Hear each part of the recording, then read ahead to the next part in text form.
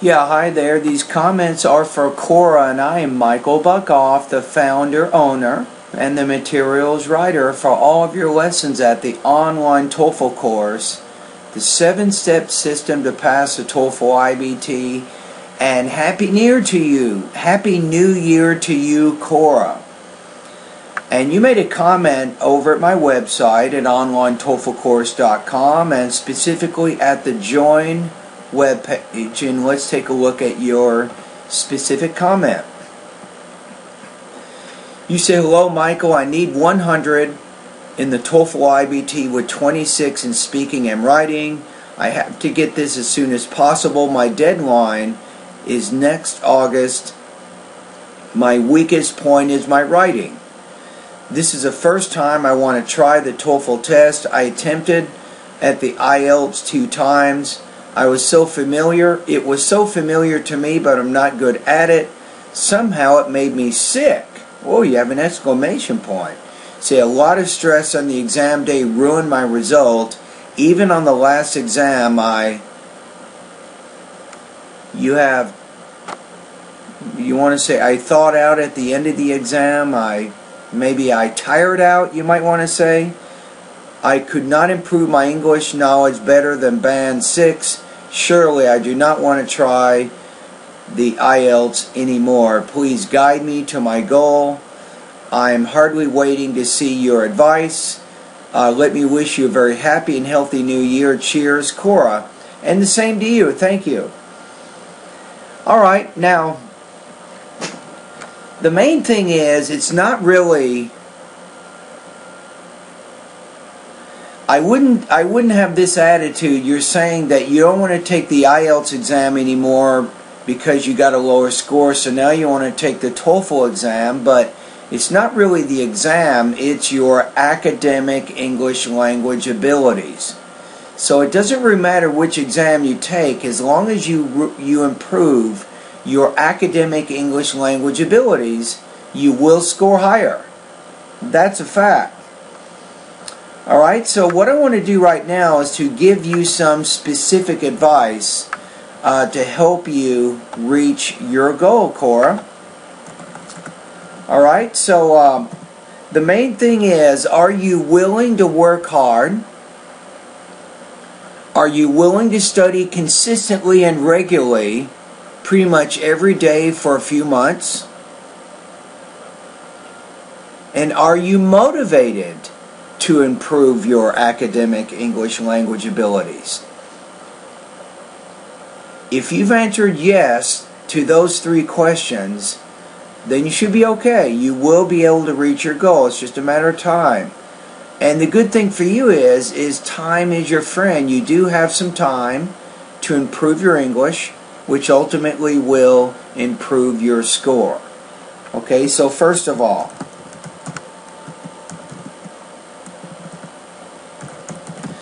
get in the habit of reading about 45 minutes every day. In this case, it doesn't really, you don't have to read just material from my online TOEFL course, but you should be reading newspapers, magazines, and longer books. Also,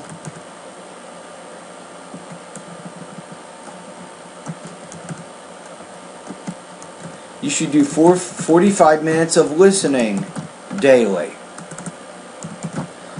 This is also very, very important. Now, with your listening, focus on TV if possible, if you have like English TV, news programs, documentary programs, history programs, and especially science programs. Now, if you don't have English TV or access to English TV, and you want to use the internet, I will give you some suggestions. National Public Radio is a good website. TED Talks is also a good website. And then the third one,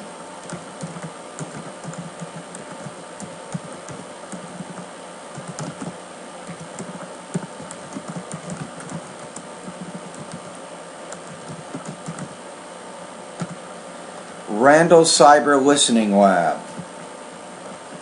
This is also a good website. Now, as you do this reading and listening practice, there are some other things that you can do here. I want you to write 3 250-word summaries each week. This is on a weekly basis, so you're already doing the reading and the listening practice.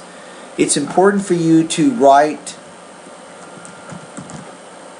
some summaries. Writing about the information is important, so as you do the reading and the listening practice, you want to work on your notes, because if you cannot take notes, it's going to be very difficult for you for the TOEFL IBT exam.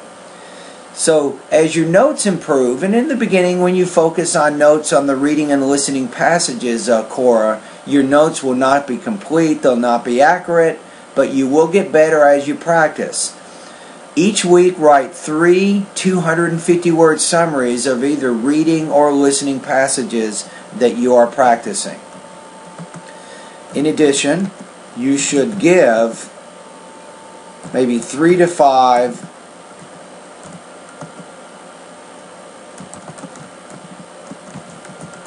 60-second oral summaries of the information too. Now, you should record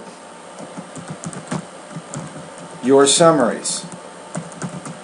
You have to get in the habit of recording yourself, so speaking into a microphone becomes more and more natural to you, because a lot of students, they may have good speaking abilities, but they're not used to recording their voices using a computer. So when they're speaking into the mic, they have a tendency to speak, "Hi, my name is Michael, I live in California, I teach at Cal State University, San Bernardino." They have a tendency to speak in a monotone, and they sometimes have problems with pausing and phrasing. But you will be practicing oral summaries from the beginning, and they will become more and more natural for you speaking in microphones. Now, these writing and these written and speaking summaries, I don't really need to see these, but you should be doing them on a regular basis. This is very, very important. Okay, now, so if you do just these first 4 things, you do these things over on a regular basis for several months, you will begin seeing improvements with your academic English language abilities. Think about what you're doing here. You're getting more used to reading on a regular basis. This helps you with your concentration and ultimately your comprehension. You're also getting used to practicing listening on a daily basis. This helps you with your academic listening and help make your ears faster. Now, you're also practicing writing and speaking about this information, and you're also practicing note-taking. So this is very, very helpful for you. Now let's talk about my online TOEFL course. I'm going to give you some suggestions here. Now, let's say in the beginning, for the first 1 to 2 months, my recommendation for you, first of all, is to focus more on the vocabulary, pronunciation, and the grammar sections of my course. This is what you want to do first. Now, it may take you longer or shorter than this time period, but the main thing is you want to make sure that you learn the information in these different sections. This will help you build the basic or the foundation of your academic English language abilities. Now, once you've completed the vocabulary, pronunciation, and the grammar sections of my course, and you feel like you understand all the information there, then for the next 1 to 2 months, you can focus in the listening and the reading sections of my course. You can do this next. Now, it's very important, as you do the listening part of my course, you will take over 40 different listening practice tests. You can start seeing your progress. You know, obviously your goal is to try to get around 80-85% on these listening practice tests. And the most important thing you can do with the reading part of my course is my reading will help you improve your reading speed from 100 to 350 words per minute of academic reading passages. Now, reading faster is very, very important here, Cora, because as you read faster, you will actually be able to concentrate better on what you're reading, and your comprehension ultimately will be better, and it'll make it much easier for you when you take the TOEFL exam. You'll be able to get through the reading passages sufficiently, and you'll understand them, and then you'll be able to write and speak and answer questions about those reading passages. Now, the third thing you want to do maybe for the next 1 or 2 months is you want to focus in the writing and the speaking parts of my course. Remember, this is probably the most popular area of my course, but remember, if you haven't mastered your vocabulary and pronunciation and grammar of American English, it doesn't do much good to just practice writing and speaking. You really need to have those first 3 things mastered beforehand. Alright, so now you're focusing on your writing and speaking. Now here's my rule, just so you know. You can complete 1 writing and 1 speaking practice test per day, or at least you can send them to me 1 per day, and I will make sure that your writing and speaking practice tests get scored in about 24 hours of your having completed them. Alright? You see what we're saying here? So the last thing is, I'll just say number 4.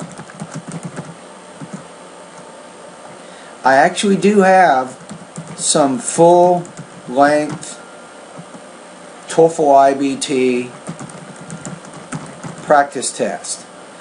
Now, I'll just leave it to you. Whenever you need to check your progress, probably in 3-month increments, which means about every 3 months, if you want to check your progress, you can complete a full-length TOEFL IBT practice test directly at my website, or you can go to ETS and you can take a practice test with those guys. But it is time for you to mark your progress every now and then. So by taking a full-length IBT practice test, there's a few benefits of doing this. Obviously, your first benefit of taking a full-length IBT practice test is you can become familiar with the structure and the format of the TOEFL IBT exam. The second benefit of taking full-length IBT practice tests is you can mark your progress and you can see your weak points. The third benefit of taking a full-length IBT practice test is you develop the strength and the stamina that you need to complete a 5-hour English test. The TOEFL is very long, it's very hard. It's usually a good idea to take a practice test or 2 before you take the official exam. Now, once you reach your goal and your subtotal goals of 100 and then 26 on the writing and the speaking, then that means you're ready to take the official exam. Alright, Cora? And that's pretty much it. Now, my recommendation here is in addition to doing what I recommended earlier, you have the 45 minutes reading, 45 minutes listening. Of course, you're writing 3 250-word summaries each week. You're also giving 3 to 5 60-second oral summaries each week, and you're recording those so you can listen to them. And you can pay attention to your delivery, your language use, and your topic development. You can also, each day, you can maybe 1 to 2 hours you can spend at my online TOEFL course following the study plan that I've outlined right here. You see what we're saying? Now, if you stick with this, I'm telling you, I promise you, you will be able to reach your goal. It may take you a few months, it may take a few practice tests that you'll have to take to monitor your progress, but eventually you will be able to reach your goal. Now, if I were you, I would get a calendar out for 2015, and by the way, Happy New Year to you.